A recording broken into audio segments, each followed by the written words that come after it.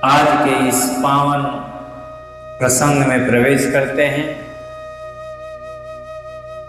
हम लोगों ने श्रवण किया कि किस प्रकार से ब्रह्मा जी और विष्णु जी में विवाद छिड़ गया कि भैया हम बड़े तो हम बड़े। वास्तव में कोई विवाद नहीं है, वो तो हमें ज्ञान सिखाने के लिए विवाद है कि भैया देख लो, बड़े बड़े लोग भी इस विवाद में फंस जाते हैं कि हम बड़े तो हम बड़े, अपना सम्मान ढूंढने लगते हैं। जब दोनों में विवाद छिड़ गया कि हम बड़े और हम बड़े, आपस में युद्ध होने लगा, तब उनके मध्य में भगवान भूत भावन भोलेनाथ जी एक स्तंभ के रूप में प्रकट हुए।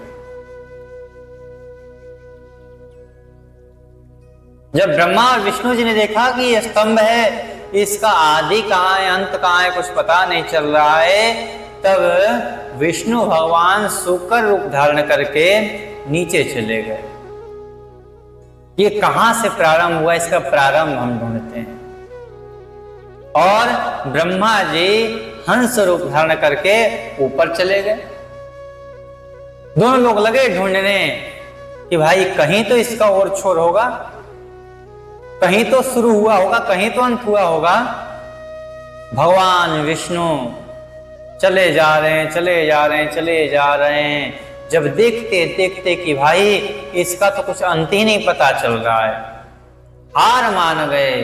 और जब हार मान गए तो हाथ जोड़ करके उसी स्थान पर वापस आ गए जहां से उन्होंने यात्रा प्रारंभ की थी।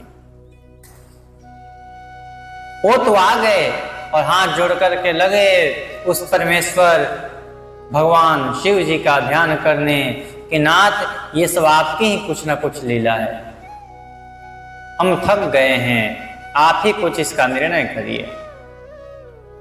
इधर ब्रह्मा जी ऊपर गए थे, वो भी ढूंढ रहे थे कि इसका अंत कहीं मिले, परंतु उस स्तंभ का अंत नहीं मिला। अब बोले कि कहीं मेरे को अंत नहीं मिला और विष्णु को मिल गया होगा तो वो बड़ा माना जाएगा कि उसने अंत ढूंढ लिया है। तो उन्होंने किया क्या कि वापस चलता हूं और वापस जाकर के बोल दूंगा कि मैंने अंत ढूंढ लिया है। लेकिन फिर विचार किया कि मेरे बात पर विश्वास कौन करे, मैं जा करके ये बोलूंगा कि मैंने अंत ढूंढ लिया है तो मेरे बात पर विश्वास कौन करेगा। तो ब्रह्मा जी को उसी रास्ते में केतकी पुष्प मिल गया। जब केतकी पुष्प मिला तो उसको बोले कि केतकी इधर आओ तुम। केतकी हाथ जोड़ लिया, बोलिए। उन्होंने कहा कि देखो, मैं तुम्हें ना पूरे विश्व में सबसे सम्मानित पुष्पों की दर्जा दिला दूंगा। तुम पूजन में सबसे पहले और प्रधान माने जाओगे, तुम्हारे बिना कोई पूजन नहीं होगा, तुम्हें इतने बड़ी सत्ता दिला दूंगा। अब तो केतकी प्रसन्न कि भैया इतना बड़ा सत्ता मिल रहा है कि मेरे बिना तो कोई पूजा ही नहीं होगा। उसने हाथ जोड़ कर के अच्छा, मैं ये सब तो मुझे मिलेगा, लेकिन मुझे क्या करना पड़ेगा, क्योंकि बिना कारण के तो आप मुझे ये सब दिलाएंगे नहीं। तो बोले कि आपको कुछ नहीं करना है, केवल चल करके और जो मैं कहूंगा तो आप बस इतना करते रहो वहां पर कि हाँ ये सही कह रहे हैं, ये सही कह रहे हैं, बस इतना करके बस चल देना है, गवाही देना है तुम्हें। केतकी भैया मान गई, बोले कि ठीक है हम कर देंगे ऐसा। अब ब्रह्मा जी वहां से केतकी को लेकर के आए। बीच में जब जहां पर भगवान विष्णु जी विराजमान पहले से ही थे, शिव जी अपने स्वरूप में आ ही गए थे बचाने के लिए। हम लोगों ने पीछे कथा सुने, सारे देवता लोग भी वहां पर थे। जब ब्रह्मा जी भी आ गए तो ब्रह्मा जी मुस्कुरा करके देख रहे हैं कि विष्णु कुछ उदास से लग रहे हैं। तब उनके मन में विचार हुआ कि लगता है विष्णु को पता नहीं चला है कि इसका अंत कहां है। ब्रह्मा हाथ उठा कर कहते हैं मैंने ढूंढ लिया है, मैंने अंत ढूंढ लिया है। शिव जी बोले अंत ढूंढ लिया है? इसका तो ना आदि है ना अंत है, इसने अंत कहां से ढूंढ लिया? तब शिव जी ने कहा अच्छा आपने अंत ढूंढ लिया है? तो बोले हाँ हाँ हमने ढूंढ लिया है। बोले इसका कोई प्रमाण? बोले हाँ है ना, ये केतकी को लेके आया हूं मैं, केतकी इसका प्रमाण है, इसने देखा है मेरे को अंत ढूंढते हुए। शिव जी ने कहा केतकी क्या ब्रह्मा सत्य कह रहे हैं? केतकी ने कहा कि हाँ हाँ ये जो कह रहे हैं सब सत्य है। भगवान भोलेनाथ को ब्रह्मा जी पर इतना क्रोध आया कि देखो तो ये अपने सत्कार के लिए, अपने सम्मान के लिए, अपनी श्रेष्ठता के लिए ये इतना नीच कार्य कर रहा है कि मेरे से झूठ बोल रहा है, मेरे से झूठ बोल रहा है ये। अरे दुष्ट ब्रह्मा ये तुम बहुत बड़े अपराध कर रहे हो। विष्णु गए थे परंतु यह वहां से जब आए तो इन्होंने सब सत्य बताया कि मुझे अंत नहीं मिला है, लेकिन तुम तो आकर के सीधा कर रहे हो कि मुझे अंत मिल गया है। अरे मूर्ख, मेरे इस लिंग का न आदि है न अंत है, तो तूने अंत कहां से ढूंढ लिया? अंत तूने कहां से ढूंढ लिया? और भगवान शिव को कुपित अवस्था में देख करके सारे देवता लोग थर्रा गए महाराज। भगवान शिव जी को भयंकर क्रोध आया और क्रोध के कारण उनका तीसरा नेत्र खुल गया। तीसरा नेत्र खुलते ही उससे भैरव प्रकट हुआ और भैरव को भगवान शिव ने आज्ञा दिया कि इन ब्रह्मा के जो 5 मुख है इनमें से 5वां मुख इनका समाप्त कर दो। ब्रह्मा जी के पास भी 5 मुख थे। भैरव को क्रोध आया और जा करके ब्रह्मा जी के मस्तक के बाल को पकड़ा है और 5वां सर उखाड़ करके फेंक दिया। वो भैरव मारने को दौड़ गया महाराज। सारे देवता लोग कांपने लगे, कहीं आज ब्रह्मा जी समाप्त हो गए तो सृष्टि क्रिया ही बंद हो जाएगी। सब लोग हाथ जोड़ करके त्राहिमाम करने लगे।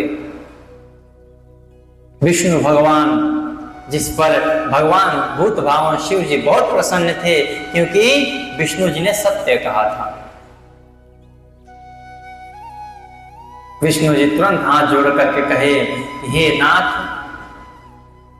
ब्रह्मा जी से भूल तो हुआ है परंतु आप तो दीनों पर कृपा करने वाले हैं। हम जैसे दुखियों को आप अभय दान देने वाले हैं, इसीलिए ब्रह्मा जी को क्षमा कर दीजिए। ये जो 5वां मुख है ब्रह्मा जी का, ये आपके ही कृपा से प्राप्त हुआ था कि ये चारों दिशाओं को देख ले, ऊपर के भी अपना देख ले, सारा कार्य करेंगे। आपकी ही कृपा से इनको 5वां मुख प्राप्त हुआ था। नाथ, ये आपकी ही मर्यादा है, आप इनको क्षमा करें। जब इस प्रकार से नारायण जी ने भगवान भोलेनाथ का आवाहन किया, स्तुति की, उससे प्रसन्न हो गए और बोले, हे नारायण, आप धन्य हैं, आपकी स्तुति से मैं प्रसन्न हूं और आपने सत्य का साथ दिया है, इसीलिए आज से आप अग्रगण्य हैं, आप पूज्य हैं। इस ब्रह्मा से अधिक पूज्य आप हैं, सभी देवताओं में श्रेष्ठ आप हैं। आपको मैं श्रेष्ठता की पदवी देता हूं, आप सबसे श्रेष्ठ माने जाएंगे। और ये ब्रह्मा जो मेरे से आकर के झूठ बोला है, एक सम्मान के लिए अपने कि मेरा सम्मान हो, तो इसको दंड तो अवश्य ही भुगतना पड़ेगा क्योंकि इसने झूठ बोला है। आज से ये जिस सम्मान के लिए मेरे से झूठ बोला है ना, तीनों लोकों में इसका कहीं भी सम्मान नहीं होगा, कहीं भी इसकी पूजा नहीं होगी, कहीं पर इसको यज्ञ में भाग नहीं दिया जाएगा, कहीं पर पूजन नहीं होगा इसका। ऐसा जब श्राप ब्रह्मा जी ने सुना, ब्रह्मा जी को भी पश्चाताप हुआ कि मैंने अपराध किया है, मैंने अपराध किया है और उसी अपराध का ये दंड है कि आज मैं सभी पदों से वंचित हो गया। हाथ जोड़ करके ब्रह्मा भगवान शिव जी के चरणों में पड़ गया और भगवान भोलेनाथ तो आशुतोष है महाराज, कोई अपने नेत्रों से भाव के एक आंसू का बूंद भी टपका देना उससे प्रसन्न हो जाते हैं। भोलेनाथ बोले कोई नहीं, अपराध किया है तो क्या हुआ, अपना बालक है, अपना बच्चा है ये। तुरंत उनको उठा लिए, बोले कि कोई बात नहीं, गलती सबसे होते हैं, तुमने अपराध किया है और जो मैंने दिया वो दंड था, क्योंकि सारे नियम मेरे द्वारा ही बनाए गए हैं। यदि मैं तुम्हें दंड नहीं देता तो फिर सृष्टि का क्रम नहीं चलता। लोग बोलते कि दूसरे को तो दंड देते रहते हैं और जब अपने पर आई तो दंड नहीं दिए। भोलेनाथ जी कभी भी किसी के साथ भेदभाव नहीं करते। यहां तक कि जब दंड देने की बारी आई तो अपने पत्नी को भी नहीं छोड़ा, अपने बच्चों को भी नहीं छोड़ा। आप लोगों ने कथा श्रवण किया होगा कि जब माता सती ने अपराध किया, भगवान राघव पर संदेह किया, तो बोले कि इन्होंने मेरे साथ छल किया है, माता का रूप धारण किया है और इस अपराध के बदले इनको क्षमा तो नहीं करूंगा। यदि मैं इनको अपनी पत्नी के रूप में, अर्धांगिनी के रूप में अपने वाम भाग में बैठाता हूं तो ये भक्ति की मर्यादा का उल्लंघन होगा और वो मर्यादा मेरे द्वारा ही बनाई गई है। अरे जिस नियम को जो बनाए वही पालन ना करे तो फिर दूसरा कैसे पालन करेगा महाराज। और भगवान भोलेनाथ ने ये नहीं देखा कि माता सती कितना प्रिय है मुझे, तुरंत ही त्याग दिया, तुरंत त्याग दिया, एक क्षण के लिए विलंब नहीं किया। ऐसे नियम वाले हैं भोलेनाथ जी। अपने पुत्र का सर ही काट डाला नियम के कारण। नियम के तो बिल्कुल पक्के हैं और भक्तों के लिए तो कहते हैं कि मैं अपना नियम तोड़ने के लिए भी तैयार हूं, भले ही मुझे अपने लोगों को दुख देना पड़े, जो मेरे परिजन हैं, मेरे पत्नी हैं, मेरे पुत्र हैं, सबको दंड देते रहते हैं कभी ना कभी, लेकिन भक्तों को वो कहते हैं कि एक बार मेरे शरण में तो आए। मार्कंडेय ऋषि की कथा भी आगे चल के हम लोग सुनेंगे। उनकी मृत्यु निश्चित थी, परंतु उनको ऐसा वर दे दिया कि वो चिरंजीव हो गए, अमर हो गए, मान लीजिए। वो ऐसे हैं भोलेनाथ, कृपा बरसात, सब कृपा करते हैं और ये भोलेनाथ कृपा बरसाते हैं। ब्रह्मा जी को तुरंत उठा करके कहे कि तुम चिंता मत करो, मैंने श्राप तो दिया है, परंतु यदि कहीं भी यज्ञ हो रहा हो तो उस यज्ञ में सबसे प्रधान तुम माने जाओगे, तुम आचार्य कहे जाओगे। और वहीं ब्रह्मा को आज यज्ञ के दक्षिण भाग में उनके स्थान दिया जाता है। आज भी जब हम यज्ञ करते हैं तो दक्षिण भाग में ब्रह्म पात्र रखते हैं, ब्रह्मा जी का पूजन करते हैं। मैं तुम्हें वरदान देता हूं कि तुम गणों के आचार्य कहलाओगे और तुम्हारे बिना यज्ञ पूर्ण हो ही नहीं सकता है। ऐसा भगवान शिव जी ने उनको आशीर्वाद दिया। अब ब्रह्मा जी को आशीर्वाद देने के बाद केतकी की बारी आई। केतकी ने कहा, रे दुष्ट केतकी पुष्प, तूने भी बहुत बड़ा अपराध किया है, तू मुझे बहुत प्रिय था परंतु तूने अपराध किया, इसलिए जा, मैं तुम्हें श्राप देता हूं कि तेरा उपयोग मेरे पूजन में नहीं होगा। इसीलिए केतकी का पुष्प भगवान शिव पर कभी नहीं चढ़ता। केतकी ने बोला, अच्छा अवसर है, और ब्रह्मा जी को वरदान दिए हैं, हम भी चरणों में पड़ जाए तो हमें भी कुछ ना कुछ मिल जाए, गलती तो हमसे भी हुआ है। केतकी तुरंत भगवान शिव के चरणों को पकड़ लिया। भगवान शिव जी कहे, कोई बात नहीं, शरण में तो आया, और तुरंत कहे कि देख तू मेरे पूजन में तो भले ही ना प्रयोग आए, लेकिन मेरे भक्तों को तो बहुत प्रिय होगा, मेरे भक्त तुझे उपयोग करेंगे। और भक्त लोग उसी पुष्प का सेवन भी करते हैं, अपने ऊपर प्रयोग भी करते हैं। ऐसे भगवान भोलेनाथ जी तुरंत क्रोध करने वाले, तुरंत प्रसन्न होने वाले आशुतोष हैं। बोलिए आशुतोष भगवान की। अब तो सब देवता लोग यही जयकारा बोल रहे हैं कि धन्य है आशुतोष, धन्य हो, आपकी सदा जय हो, आपकी सदा जय हो।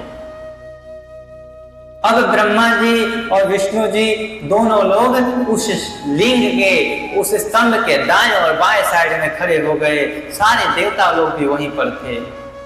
भगवान शिव ने कहा कि ये जो स्तंभ है इसका आदि अंत कहीं नहीं है, ये मैं ही हूं साक्षात, ना मेरा आदि है ना अंत है।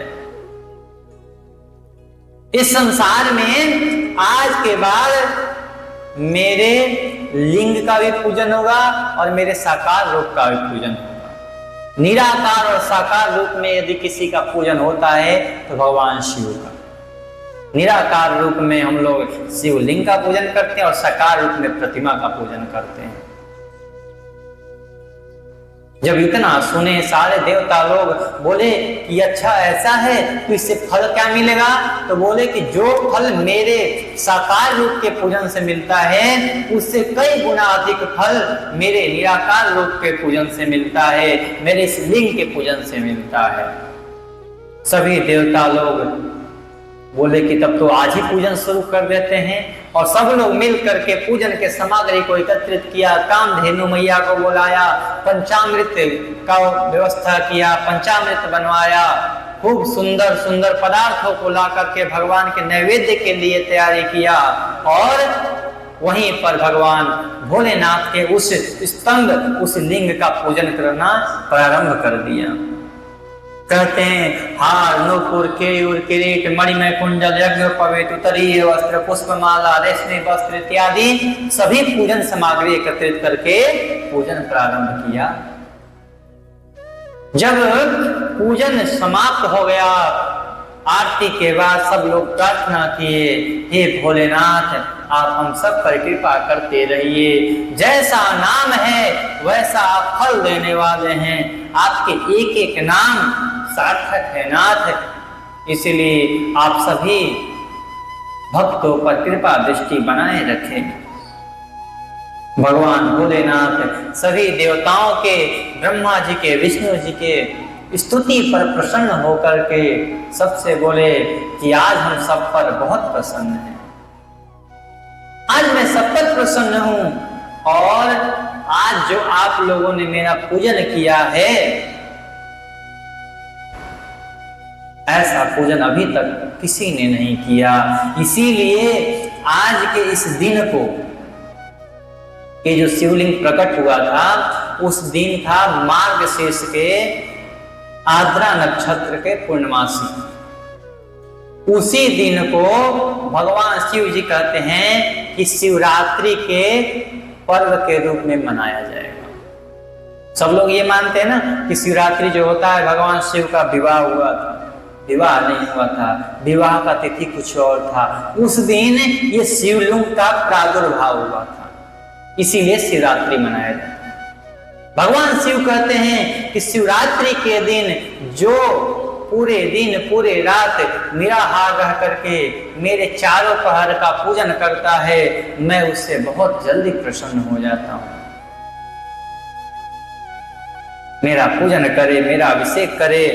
उस दिन शिवरात्रि के दिन जो मनुष्य पार्वती सहित मेरा दर्शन करता है, मेरे गणों के साथ मेरा पूजन करता है, उसके सभी दुखों को, सभी कष्टों को मैं हर लेता हूं और उसके घर में, उसके शरीर में, उसके परिवार में सभी प्रकार के कल्याणों को उपस्थित कर देता हूं। उसमें किंचित मात्र भी शक नहीं है। यदि दर्शन के साथ मेरा पूजन भी किया जाए, इतना अधिक फल प्राप्त होता है कि वाणी द्वारा उसका वर्णन नहीं किया जा सकता। यह है लिंग रूप का दर्शन का फल। भगवान शिव के उस स्वरूप को और ये सब आशीर्वाद पा करके सारे देवता लोग प्रसन्न हो गए। ब्रह्मा जी और नारायण जी हाथ जोड़ करके कहते हैं कि हे देव, आज हमने इस लिंग का पूजन किया, हम आपसे जानना चाहते हैं कि बड़ा पूजन कौन सा है, इस शिवलिंग का पूजन करें ये बड़ा है या शिव मूर्ति का पूजन करें वो बड़ा है।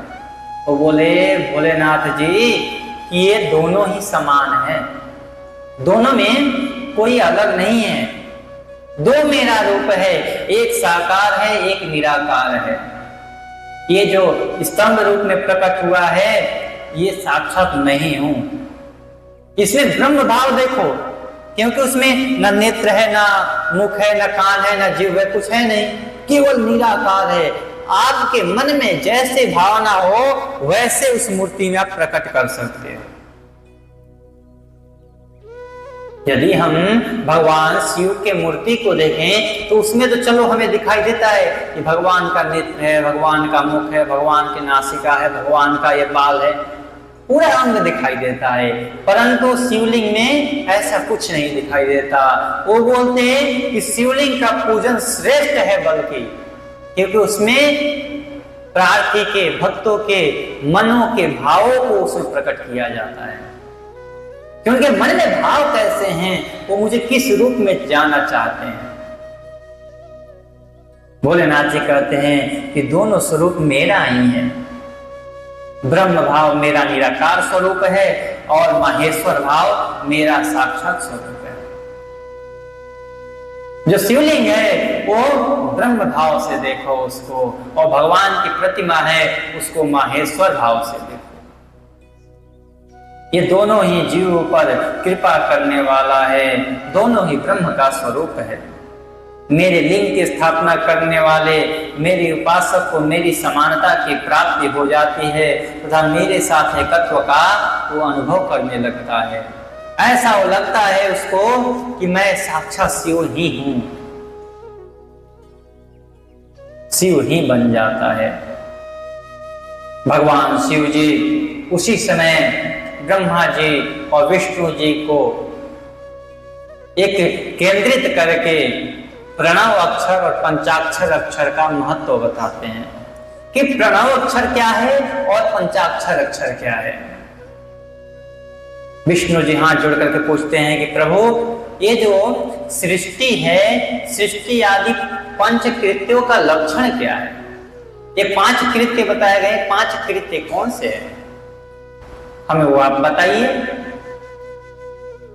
देखिए, हम लोग तो 3 ही चीज जानते हैं ना। क्या चीज? जन्म लेना, पालन होना और विनाश होना, यही 3 चीज जानते हैं। लेकिन इस संसार को पंचीकृत्य में बांटा गया है। पंचकृत्य ही पंचमहाकृत्य। पंचीकृत्य क्या है? ये पंचकृत्य क्या है? कृत्य मतलब कार्य, ये पंच कार्य क्या है? भगवान भोलेनाथ जी कहते हैं कि हे नारायण जी, ये 5 कृत्य कुछ और नहीं है। ये 5 कृत्य हैं सृष्टि, पालन, संहार, तिरोभाव और अनुग्रह। क्या क्या है? सृष्टि, पालन, संहार, तिरोभाव और अनुग्रह। अंतिम है अनुग्रह। ये 5 कृत्य हैं और ये 5 कृत्यों को करने वाला कोई और नहीं है। अलग अलग विभाजन कर दिया गया है, सबको अलग अलग दे दिया गया है। करता तो मैं ही हूं, परंतु मैंने सबको सौंप दिया है। कहते हैं इन्हीं 5 से सृष्टि चलती है। पहले कोई जन्म लेता है, जब जन्म लिया तो सृष्टि हो गई, और जब सृष्टि हुई तो फिर उसका पालन होता है। जब पालन हो गया और जब अंतिम समय आ गई तो फिर उसका विनाश हो जाता है। और जब विनाश हो जाता है तो विनाश के भाव उसको कर्मों के अनुसार उसकी गति मिलती है, कहाँ जाना है, कैसे जाना है, उसी को तिरोभाव कहते हैं। और तिरोभाव के बाद यदि मेरा अनुग्रह हो गया तो उसको मेरी पदवी मिल जाती है। ये 5 प्रकार के कृत्य हैं। ये 5 प्रकार के कृत्य कैसे होते हैं, कहां पर होते हैं? तो बोलते हैं कहीं और नहीं, यही 5 महाभूतों से ही होते हैं। पृथ्वी पे सृष्टि होती है, पृथ्वी से सृष्टि होती है। जो भी जन्म लेगा पृथ्वी से जन्म लेगा। पृथ्वी पर पृथ्वी से सृष्टि हुई, फिर पालन कहां होती है? पालन जल से होती है। जल जब तक नहीं जाएगा तब तक कोई जीवित नहीं रह पाएगा। तो पालन के लिए जल, संहार के लिए अग्नि, अंतिम में स्वाहा कर देते हैं अग्नि में। तो संहार के लिए अग्नि, तिरोभाव के लिए वायु, वायु का काम है इधर से उधर ले जाना। तो वैसे ही ले जाने का काम तिरोभाव कौन करता है? वायु। और आकाश, अनुग्रह तो आकाश में ही होता है। ये 5 महाभूतों से ही 5 कृत्य होते हैं। भगवान भोलेनाथ जी कहते हैं कि देखो ये 5 कार्य मैंने 5 लोगों को दे दिया है। सृष्टि करना ये मैंने, ये जो खड़े हैं ब्रह्मा, इनको दिया है। पालन करना ये नारायण आप तो स्वयं करते हैं। और जो संहार करने का है वो मैंने रुद्र को दिया है। जो तिरोभाव करने का है वो मैंने महेश्वर को दिया है, वो मैंने महेश्वर को दिया है। और जो अनुग्रह है वो मैं स्वयं लेके बैठा हूं, वो तो मैं ही करता हूं। ये 5 कृत्य मैंने 5 को सौंपा है। अब बोलते हैं कि ये जो प्रणव अक्षर है, ये प्रणव को कुछ और मत समझो, वो मेरा ही नाम है, वो मेरे ही मुख से निकला हुआ पहला अक्षर है। विष्णु जी कहते हैं कि नाथ इसका विस्तार से हमें समझाइए कि प्रणव अक्षर है क्या। तब वो कहते हैं कि प्रणव अक्षर ये जो मेरे 5 मुख है। शिव जी के कितने मुख हैं बताइए? शिव जी के कितने मुख हैं? 5। देखिए हम लोग रोज जो आरती करते हैं ना, और आरती केवल शिव जी का नहीं करते हैं, उसमें ब्रह्मा जी, विष्णु जी और महेश जी को, तीनों को करते हैं। जैसे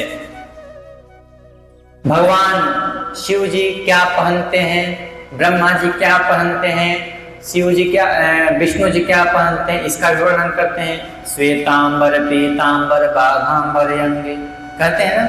शिव जी का मुख कितना है, ब्रह्मा जी का मुख कितना है, और नारायण का मुख कितना है? एकानन चतुरानन पंचानन राजे बोलते हैं ना। कर मध्य तु कमंडल चक्र त्रिशूल धरता। ब्रह्मा जी कमंडल धारण करते हैं, विष्णु जी चक्र धारण करते हैं, शिव जी त्रिशूल धारण करते हैं। एकानन चतुरानन पंचानन राजे। एकानन, एकानन कौन है? भगवान विष्णु जी। एकानन चतुरानन, चतुरानन कौन है? ब्रह्मा जी। ब्रह्मा जी कितने मुख हैं? 4। पंचानन राजे, 5 मुख किसके हैं? भगवान शिव। ये आरती कुछ और नहीं है, उन्हीं का स्वरूप है। भले ही हम बोल देते हैं उस समय कुछ समझते नहीं है, उनका बिल्कुल स्वरूप है। आप समझे तो पूरा उनके सृष्टि बनाई गई है। जग करता, जग हरता, जग पालन करता है। जग का करने का कौन है? ब्रह्मा जी करते हैं। जग का हरने वाला कौन है? रुद्र हैं। जग के पालन करने वाले कौन है? विष्णु जी हैं। ये तीनों के हैं। इसलिए तो अंतिम में कहा गया है कि प्रणवाक्षर के मध्य ये तीनों एका, ये तीनों ही एक हैं। वही शिव जी कहते हैं कि जो प्रणव अक्षर हैं, ये जो मेरे 5 मुख हैं, इन्हीं से 5 वर्ण निकले, उन्हीं से प्रणव बना है।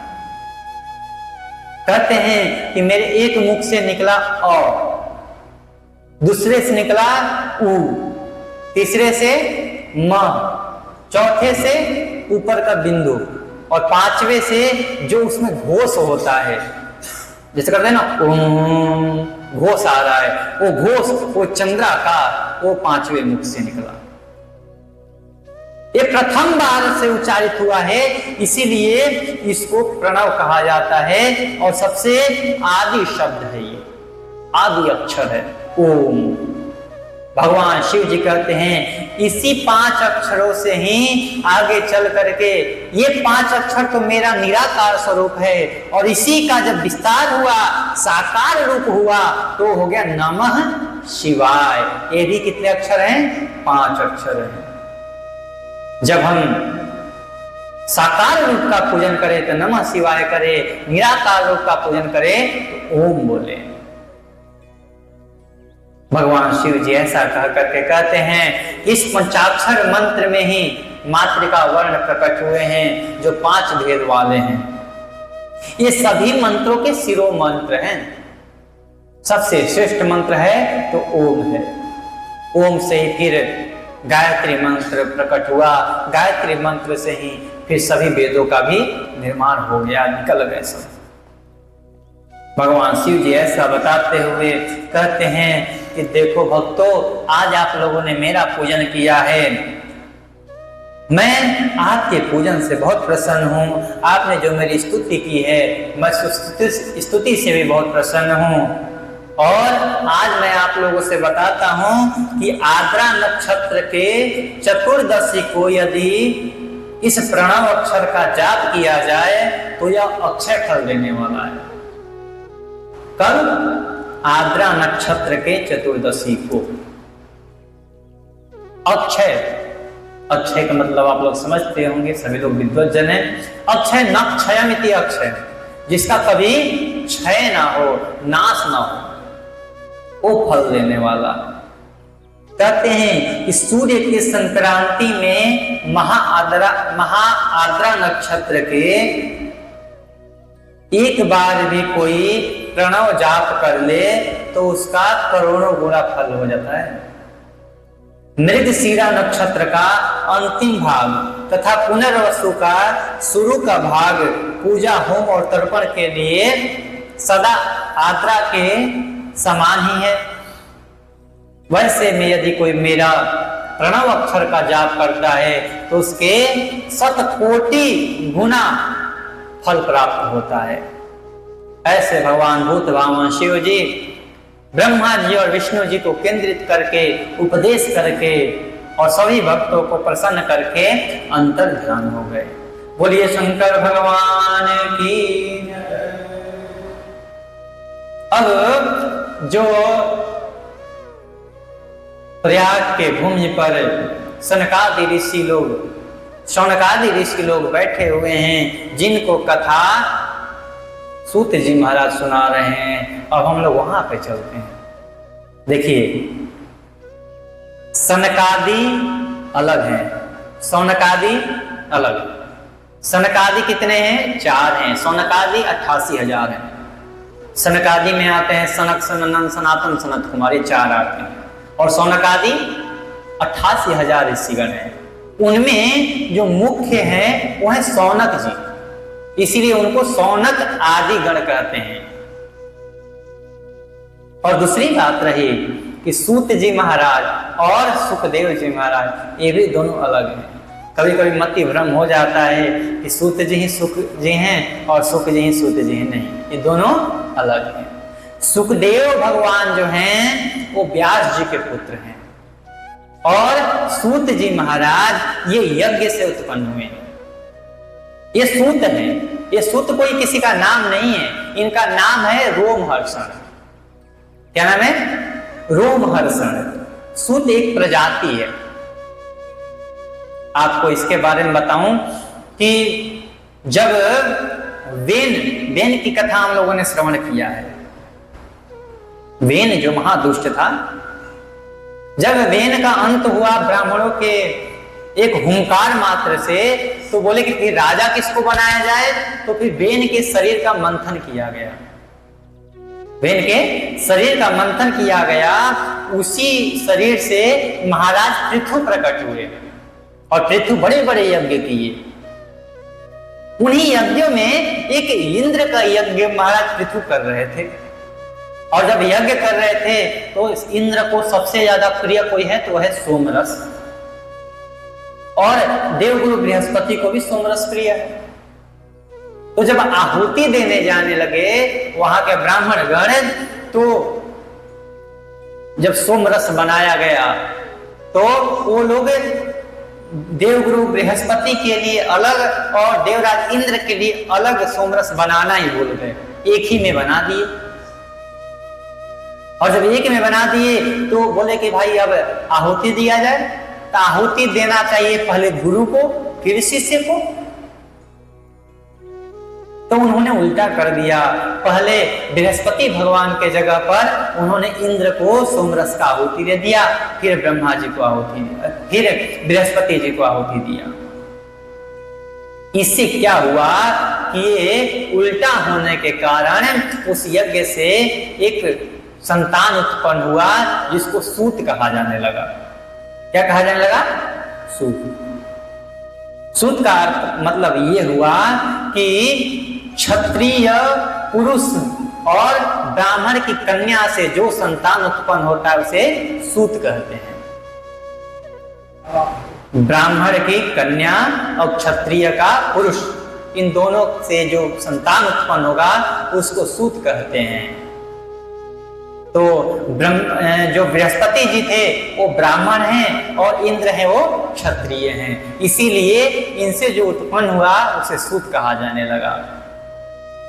उस यज्ञ से और भी प्रकट हुए मागध लोग प्रकट हुए, तो वहीं पर प्रसन्न होकर के भगवान ने उनको ये आशीर्वाद दिया कि सूत जी आप ब्राह्मण और क्षत्रिय दोनों से मिले हुए हैं, आपको वेद पढ़ने का तो अधिकार नहीं है, लेकिन हाँ पुराण और शास्त्र जरूर पढ़ सकते हैं। इसीलिए आप जब भी श्रवण करेंगे कुछ तो उसमें सूत उवाच जरूर आएगा।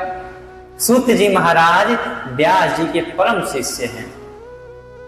व्यास जी ने सूत जी महाराज को 18 पुराणों का ज्ञान कराया, इतिहास का ज्ञान कराया। इसीलिए जितने भी पुराणों के ज्ञान को बताया जाएगा उसमें सूत जी महाराज का वर्णन अवश्य आएगा।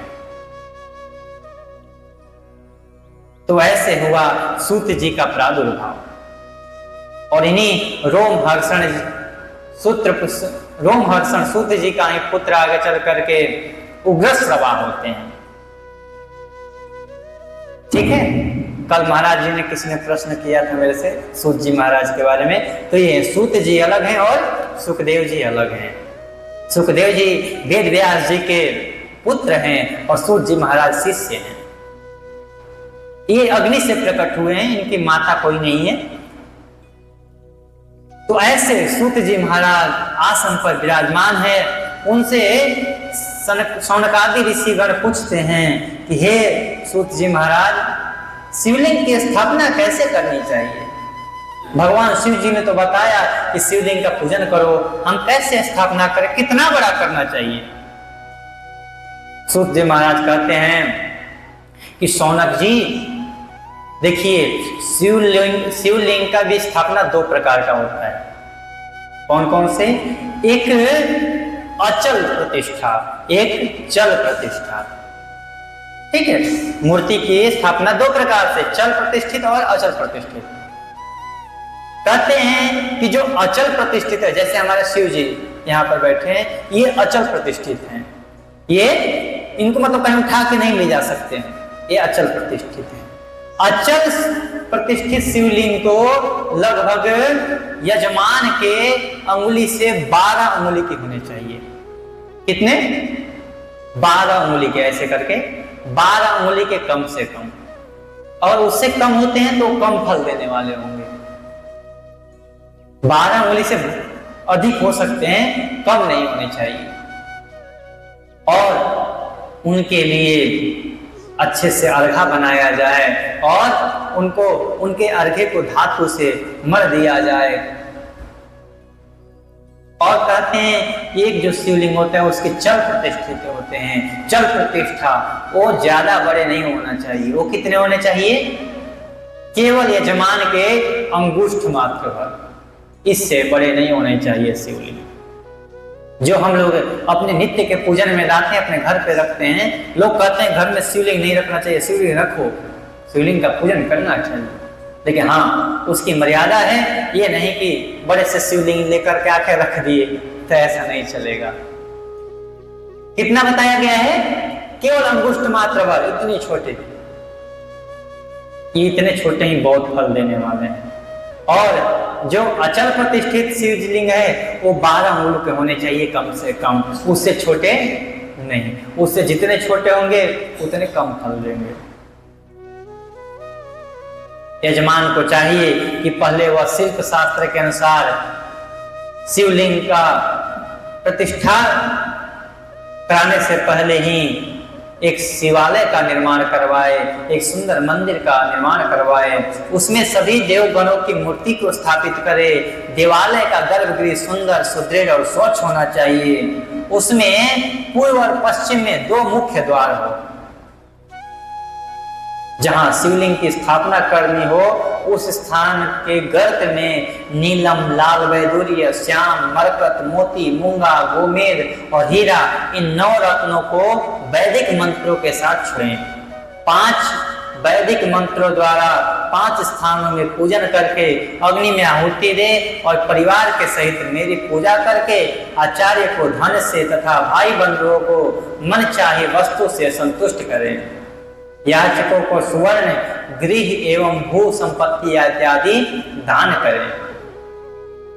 अच्छे विद्वान ब्राह्मण वैदिक ब्राह्मणों को बुला करके उनका वर्ण करे, उनका पूजन करे, उनके शरण को ग्रहण करे और उनसे ये अनुमति ले, हे नाथ, आप अपनी क्षमता के अनुसार अपनी कृपा दृष्टि डाल करके इस शिवलिंग का प्रतिष्ठा कराइए, तब जाकर कहीं प्रतिष्ठा होता है।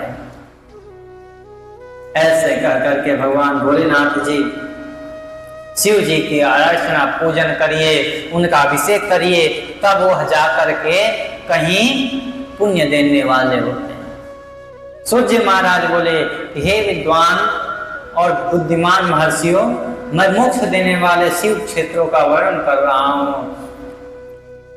वैसे तो ये संपूर्ण सृष्टि ही शिव स्वरूप है। ये सृष्टि ही पूरी की पूरी शिव स्वरूप है। इनमें कोई भी क्षेत्र मुख्य नहीं है, लेकिन फिर भी क्षेत्रों में यदि कोई प्रधान क्षेत्र आता है शिव जी के नगरी के रूप में, तो है काशी। काशी के वासी ही साक्षात शिव होते हैं। काशी वाले कोई हो आपको साधारण मत देखिए, वो शिव के गण हैं, साक्षात शिव हैं। मुख्य क्षेत्रों में जो मोक्षदायिका है उनमें से काशी है, उज्जैन है, रामेश्वरम है, हरिद्वार है, ऐसे ऐसे करके बहुत सारे क्षेत्रों का वर्णन आता है। लेकिन जो प्रधान है वो तो काशी ही है।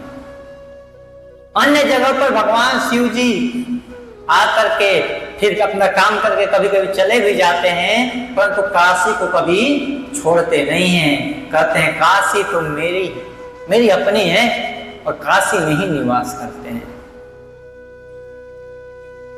काशी में भगवान भोलेनाथ काशी से कभी नहीं जाते हैं। भगवान शिव जी के पूजन के लिए कोई भी क्षेत्र प्रतिबंधित नहीं है कि आप इसी क्षेत्र में पूजन करें। किसी भी क्षेत्र में आप पूजन कर सकते हैं, लेकिन इस बात का ध्यान रहे कि क्षेत्र पवित्र होना चाहिए, शुद्ध होना चाहिए, वहां पर ही शिव जी का पूजन करें। आगे ऋषियों ने प्रश्न किया कि सूर्य जी महाराज, आप हमें वह सदाचार सुनाइए जिससे विद्वान पुरुष पुण्य लोकों का भागीदार बने, पुण्य लोकों पर विजय प्राप्त कर सके, स्वर्ग प्रदान करने वाले धर्ममय तथा नरक का कष्ट देने वाले अधर्ममय आचारों का वर्णन कीजिए। सूत जी महाराज कहते हैं कि सनकादि ऋषियों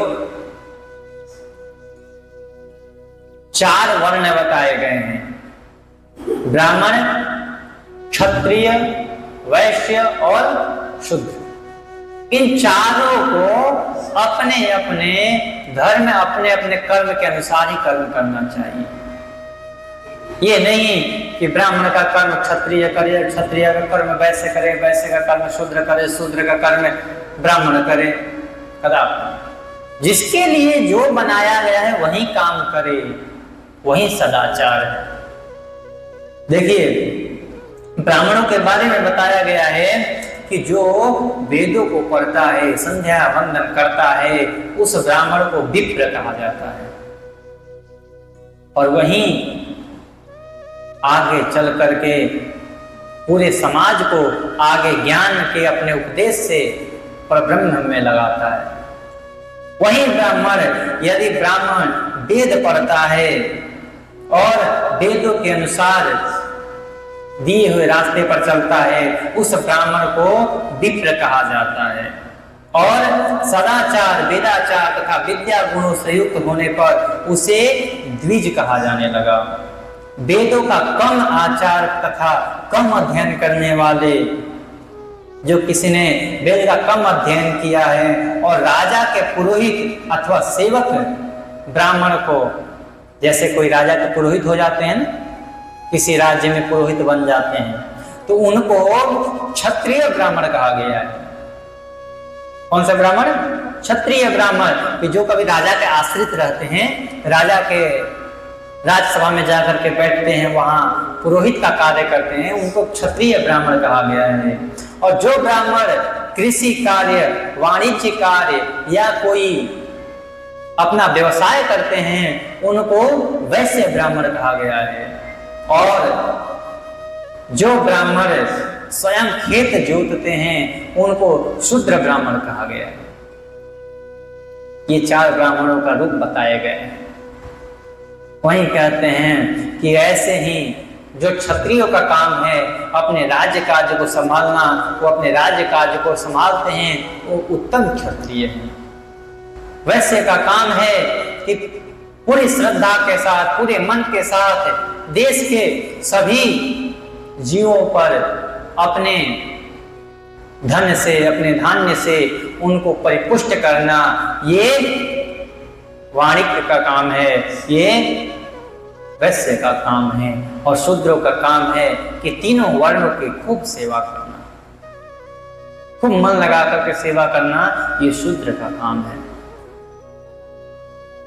कहते हैं कि रात के अंतिम प्रहर के मध्य भाग में, यानी कि 3 बजे, प्रातः काल के 3 बजे ही सबको उठ ही जाना चाहिए। 3 बजे उठ करके अपने शौच आदि क्रियाओं से निवृत्त होकर के संध्या वंदन करके और भगवान शिव का उपासना करके सर्वप्रथम ये जो 5 महायज्ञ बताए गए हैं, उन 5 महायज्ञों को करना चाहिए। सबसे पहले ब्रह्म यज्ञ करें। ब्रह्म यज्ञ क्या है? प्रातः काल में ब्रह्म मुहूर्त में उठना, उठ करके संध्या वंदन करना, वेद पाठ करना, ये ब्रह्म यज्ञ है। ब्रह्म यज्ञ के बाद फिर अग्नि प्रज्वलित करके यज्ञ करना, वो देव यज्ञ है। देवताओं की मूर्तियों का पूजन करना, भगवान नारायण के, भगवान शिव के प्रतिमा का पूजन करना, ये देव यज्ञ है। इन सभी से, ये 5 महायज्ञों से निवृत्त होकर के ही एक जल का बूंद भी अपने मुख में डालें। नहीं तो उससे पहले यदि कोई जल भी पीता है तो समझिए वो पाप पी रहा है, वो कोई जल नहीं पी रहा। ब्रह्म यज्ञ, देव यज्ञ, पितृ यज्ञ और बलि वैश्य यज्ञ, भूत यज्ञ, ये 5 प्रकार के महायज्ञ बताए गए हैं। आगे 5 प्रकार के महायज्ञ के बारे में वर्णन आएगा, इसलिए मैं ज्यादा विस्तार से अभी यहाँ पर नहीं आप लोगों को बता रहा हूँ। आगे विस्तार से 5 महायज्ञों को करेंगे। ऐसे बताते हुए कहते हैं कि ब्राह्मणों को चाहिए कि प्रणव का जाप करें, गायत्री का जाप करें, अग्निहोत्र करें और विधि विधान के साथ ब्राह्मणों के, संतों की सेवा करें। इससे उनको भगवान शिव जी प्रसन्न होकर के अपना धाम दे देते हैं। हम लोगों ने अग्नि यज्ञ, देव यज्ञ और ब्रह्म यज्ञ के बारे में श्रवण कर लिया। अब काल का वर्णन करते हैं कि सतयुग में यज्ञ, दान आदि के संपूर्ण फलों की प्राप्ति होती थी। जो भी हम कर्म करते थे तो उसकी प्राप्ति तुरंत हो जाती थी। त्रेता में 1 भाग हट गया, 3 ही भाग की प्राप्ति होने लगी। द्वापर में 2 भागों की प्राप्ति होने लगी और कलयुग में केवल और केवल 1 भाग की प्राप्ति होती है। हम 3 गुना कर्म करेंगे तो 1 गुना उसका फल मिलेगा, ऐसा वर्णन आता है।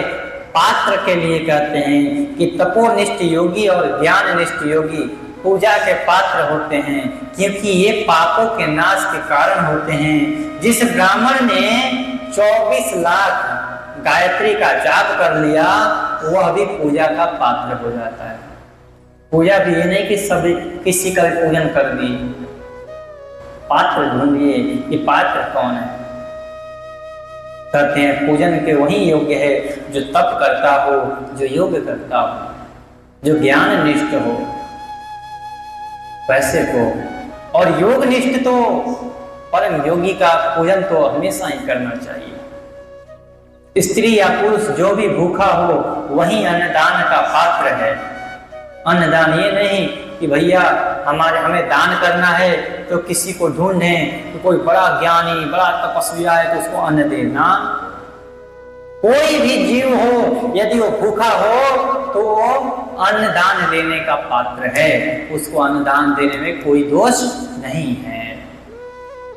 अन्नदान करिए, किसी असहाय की सहायता करिए। किसी के पास वस्त्र नहीं है और आपको ऐसा लग रहा है कि इसको वस्त्र की आवश्यकता है तो उसको वस्त्र दीजिए। ये मत ढूंढिए कि ब्राह्मण देवता आएंगे तब उन्हीं को देंगे, पहले उनको आवश्यकता है, ब्राह्मण को दीजिए, मना नहीं है। परंतु सबसे पहले ब्राह्मण से पहले यदि किसी की आवश्यकता है तो ऐसे की आवश्यकता है जिनके पास नहीं है। दान का वर्णन करते हुए कहते हैं सूत जी महाराज कि गौ, भूमि, तिल, स्वर्ण, घी, वस्त्र, धान्य, गुड़, चांदी, नमक इत्यादि, और सबसे अंतिम में कहते हैं कन्या। ये 12 वस्तुओं का दान करना चाहिए। किन किन को 12 वस्तुओं का दान करना चाहिए, ध्यान रखिए आप लोग भी। गौ, भूमि, तिल, स्वर्ण यानी सोना, घी, वस्त्र, धान्य, गुड़, चांदी, नमक, कोहरा, कद्दू, पेठा और कन्या, ये 12 ही दान योग्य बताए गए हैं। कहते हैं गोदान से सभी पापों का निवारण होता है और पुण्य कर्मों की पुष्टि होती है। अब एक एक चीज बताएंगे कि किनसे क्या होता है। थोड़ी समय और लेंगे, 5 मिनट, ये पूर्ण कर लें तभी। गोदान से सभी पापों का निवारण हो जाता है। भूमि का दान परलोक में आश्रय देने वाला होता है। भूमि का दान परलोक में अच्छा स्थान मिलेगा। और तिल का दान, तिल यदि हम दान करते हैं तो हमारे अंदर बल का प्रादुर्भाव होता है, बल आता है तथा मृत्यु का निवारक होता है। यदि किसी के मन में ऐसा भय लगा रहता है मृत्यु का तो तिल का दान करें। स्वर्ण का दान हमारे घर, हमारे शरीर में ताकत बढ़ाता है और हमें एक स्वस्थ और ताकतवर बालक उत्पन्न करने का क्षमता प्रदान करता है। यह है स्वर्ण का दान। और घी का दान पुष्टि कारक है, हमारे शरीर को स्वस्थ रखता है। वस्त्र का दान आयु की वृद्धि करता है। वस्त्र दान देने से हमारी आयु बढ़ती है। धान्य का दान करने से अन्न और धन की समृद्धि होती है। हमारे घर में अन्न भी बढ़ता है और धन भी बढ़ता है। गुड़ का दान देने से मधुर भोजन की प्राप्ति कराता है और घर में माधुर्य फैलता है। पूरे सगे संबंधी सब मिलजुल करके रहते हैं। चांदी के दान से वीर्य की वृद्धि होती है और नमक के दान से सररस भोजन की प्राप्ति होती है। कोहरा या कुष्मांड के दान से पुष्टिदायक माना जाता है और कन्या का दान आजीवन भोग देने वाला होता है। जिन वस्तुओं से श्रवण आदि इंद्रियों की तृप्ति होती है उनका सदा दान करें। वेद और शास्त्र को गुरुमुख से ग्रहण करके कर्मों का फल अवश्य मिलता है। इसे ही उच्च कोटि की आस्तिकता कही जाती है। जो इन दानों को करता है, और सबसे प्रधान दान जो है वो कन्यादान। यदि आप भले ही कुछ न कुछ दान भले ही ना करें, लेकिन महाराज जीवन में कन्यादान तो अवश्य ही करना चाहिए। कन्यादान अनिवार्य है। सबसे बड़ा दान कोई माना गया है तो कन्यादान है इन 12 में से। कन्यादान। और आजकल तो ऐसी प्रथा चल रही है कि गर्भ में पता चल जा रहा है कि कन्या है तो बस उसको गर्भ में ही समाप्त करवा दे रहे हैं। अरे राम राम, बहुत बड़ा अपराध है ये। कन्या ही तो इस पूरे सृष्टि को चलाने वाली है। सप्तशती में देखिए पूरा वर्णन माता का ही आता है कि माँ, ये जो तीनों लोग हैं ना, ब्रह्मा विष्णु महेश, ये तो कार्य करते हैं, लेकिन जब तक आपकी शक्ति ना हो तब तक ये कार्य कहां से कर पाएंगे। बिना शक्ति का कोई कार्य कर सकता है?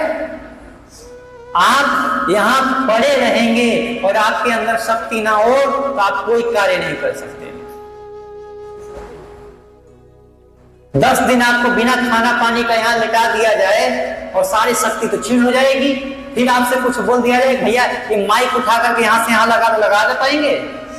बोलेंगे भैया उठा ही नहीं जा रहा तो लगाएं क्या? बिना शक्ति का पुरुष अधूरा है। ये सृष्टि चलाने के लिए शक्ति अनिवार्य है महाराज। और शक्ति कन्याएं हैं, देवियां हैं, वो देवी माना गया है उनको। इसीलिए जीवन में कुछ हो ना हो, इतना तो बना लीजिए कि किसी न किसी कन्या का दान। अगर अपनी कन्या ना हो तो किसी और की कन्या का दान करें, लेकिन दान अवश्य करें। कन्यादान महादान कहा गया है। और वो कहते हैं ना कि लोग सोचते हैं हमें पुत्र प्राप्त हो, पुत्र प्राप्त हो, पुत्र प्राप्त हो। पुत्र प्राप्ति ठीक है, लेकिन जब तक कन्या ना हो ना तब तक जीवन सार्थक नहीं है। आप जब घर में जाएंगे तो वहां पर पुत्र भले ही ना पानी लेकर के आए कि पिताजी आपने दिन भर काम किया है, पानी पीजिए या ना पीजिए, पुत्री दौड़ करके आएगी एक गिलास में पानी लेकर के कि पिताजी आप थक के आए हैं, पानी पीजिए। पुत्री होना घर में कोई दुख थोड़े ही है। और आजकल तो लोग दुख समझते हैं। घर में पुत्री हो जाए सर पकड़ लेते हैं, भैया पुत्री हो गई अब तो खर्चा बढ़ गया। अरे क्या चीज का खर्चा बढ़ा है? कुछ खर्चा नहीं था। पुत्रियों का महत्व तो बहुत है महाराज। आज की कथा हम लोग यहीं तक रखेंगे। आगे की कथा हम लोग कल श्रवण करेंगे कि देवों की प्रतिमा का पूजन और शिवलिंग का वैज्ञानिक स्वरूप क्या है। शिवलिंग का वैज्ञानिक स्वरूप क्या है, इसका वर्णन हम लोग सुनेंगे। प्रणव अक्षर का और महात्म्य सुनेंगे।